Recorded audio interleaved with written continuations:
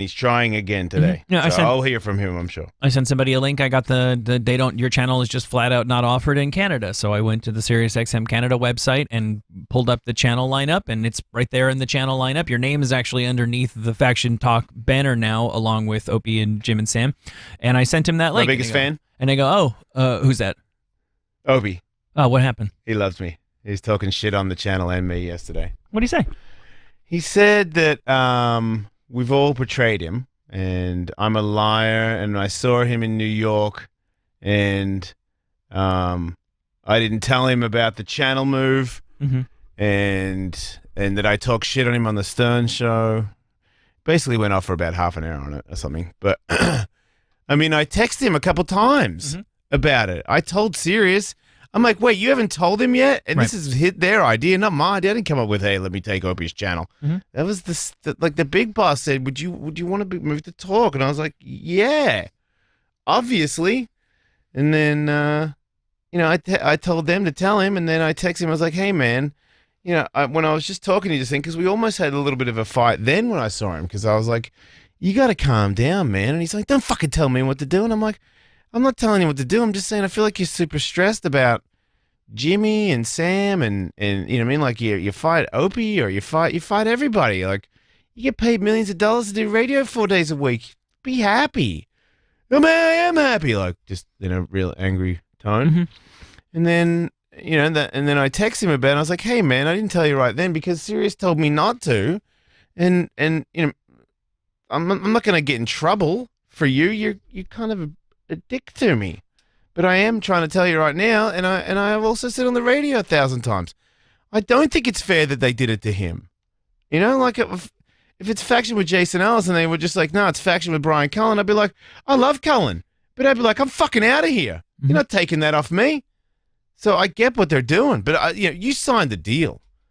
I don't understand how you go on the radio and say that I backstabbed you. And this is the other thing. I reached out more, 2 times. I texted him, big text saying, hey, man, I just hope we can all get along. And, the first text was months before that where I was like, hey, I don't think it's cool what Sirius has done here with you. And you got to understand, I've been given an opportunity to be on Talk with your boys, or your enemies or whatever. And I took it. And I didn't tell you when I was talking to you in the corridor, because I was told I'm not allowed to tell anybody. I wasn't allowed to tell anyone. And then when I found out you didn't know, I went into an office and told a specific person, you have to tell him this week, because that's not cool. You're going to start a drama between me and him, and we're going to be on the same channel. So then I texted him and told him all that. And I said, I'm really sorry about all that. And just know it didn't come from me. I'm just doing what my bosses tell me. No response. And then I text him again about a bunch of shit, and still no response. And I got nothing to hide, man. I'm honest too honest sometimes. And I just told him, I hope we can all be cool. And then when I saw him, he was also said that we are cool. At one point, he was like, you should come on the show. I was like, I'd love to come on the show. And then, he waits 2 days, like the second day, to start talking shit and telling everybody what an asshole I am. I mean, it just goes to show you, man. It's just everybody's out to get him, always out to get him. Did he call you an asshole? Yeah. He did? I didn't hear. Okay, I'm lying? No, dude. Well, then why are you doing that? I just told you what it is. That's what it is. Okay, well, I'm just trying to make sure this is how radio disagreements happen, is one guy goes to 3, and then I'm not going to 3. And then one guy goes to 3.4. I'm not going to 3.4. I'm not going anywhere. I still like the guy. Yeah. I understand why he would have a problem with me. I'm just telling the fans that I'm not the truth of what everything is. That's what it is. And as somebody who didn't hear it, I'm just checking to make sure that I'm hearing you correctly and that you're saying exactly what you mean to say. And you're not speaking in shorthand. Yeah. Look, to me, is any bit it's of not this worth it, and I'm not going down that road. I just brought it up. Is any bit as of a joke, because it's not a big deal to me. The big deal to me is that people that listen to the show have to pay extra. That's all I care about. I don't care about Opie. I mean, I tried. I've texted him. I saw him to his face. I told him. You did. Everything I've done, I don't know what else I can do. Fly back to New York and see if I can take him to lunch. Obviously, I don't care about it that much. Right. I like Sam and Jim more because they've been nicer to me. And as far as I can tell, when you have a falling out with somebody and then another person and then another person and another person, maybe you should look at yourself. Yeah. So at this point, I'm on Sam and Jim's side, but I'm not really on any side. I just don't want anything to do with it. I'm just bringing that up. The only thing that bothers me, I mean, that shit it's sad, really. I don't understand why. Like, just tell me to my face. You're a fucking dickhead. I'm talking shit on him on the Stern Show. I don't recall that, but sure, go for it. I mean, fuck everybody. If you really, I can't. I have to have said something about everybody one time. But I like him. I like his show. Still think he's got a good show, even though he doesn't have Anthony. Yep, I agree. I don't hate it. I don't hate anything about it. We should cheer up. Yeah, but to me, I only care about the fans. That's it. That bums me out. Everybody that's like, I can't get it. I'm gonna get this, or they're making it difficult.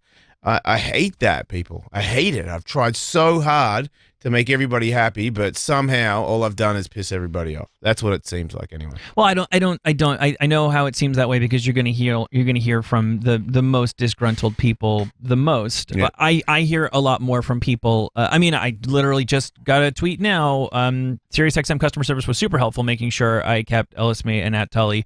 P.S. I'm in Canada. I got a great package deal. So you're not going to hear from as many people like that, and unfortunately, there's going to be transitioning pains no matter Look, what. I hear that too. And it shits me that Yeah. one person has to go through that. You know what I mean? Because in a roundabout way, it's my fault. You know, I should have stayed on Faction Music, and then there wouldn't be this problem. Sure it is. But I Right. was also told if I did this, that this was going to help out everybody here, including me. But everybody here was going to have another opportunity to grow. Well, and that's the way that, like, So I took it. Yeah, right. And you said, and you made the right decision. And like you said, if it makes 10 people happy and it makes one person unhappy, we're going to hear from that one person more than we're going to hear from the other 10, and it bums me out. Particularly, I mean, a lot of these people are people who maybe I don't know personally, but whose Twitter shit I recognize. I feel like I know these people. Yeah, and I've been communicating with these people for years. But if it is making more people ultimately potentially happy than making these people unhappy, then you do have to focus on the greater good. Yeah. Yep. Well, yeah, no, you're right. You are right. I'm trying. But I also don't, it doesn't hurt for me to try and help them. Because I said, there's been a few times where I've explained it and I'm like, no, it's true. You can do it. And they're like, no, you can't. I'm like, no, because here's proof. And they're like, oh, shit. Thank you. Or we'll see. I'll call customer service and then I'll call you back because they don't trust me. Well, and then there's shit where, believe me, we did not fly blind into this. We asked ourselves questions like, how many. Well, okay, I don't honestly have no idea how many people are legacy Sirius subscribers, how many people are legacy XM subscribers, shit like that. No, we didn't. But like, are people going to be able to get this in Canada? Yeah, we looked before this conversation got anywhere. Yeah, Opie Radio's up in Canada. That's not going to be an issue. It's not that we didn't consider these things. And I also find it frustrating that we did make an effort to try to understand how it was going to affect everybody, to be able to communicate as best we could, knowing that not everybody was going to get the message, but to try to communicate to as many people as best we could. Here's what's going to happen. Here's what you may need to do. And yet I still get curveballs thrown to me from listeners. I mean, I'm looking at a tweet right now from a guy who said, I was panicking because I couldn't find you guys on 103 or 206. Luckily, I found you on 136. What? Now, this is news to me. And he's got a screen capture. What's 136? There it is. That's where we're broadcasting somewhere right now. What's that? Shout out to 136, whoever you are. What the fuck?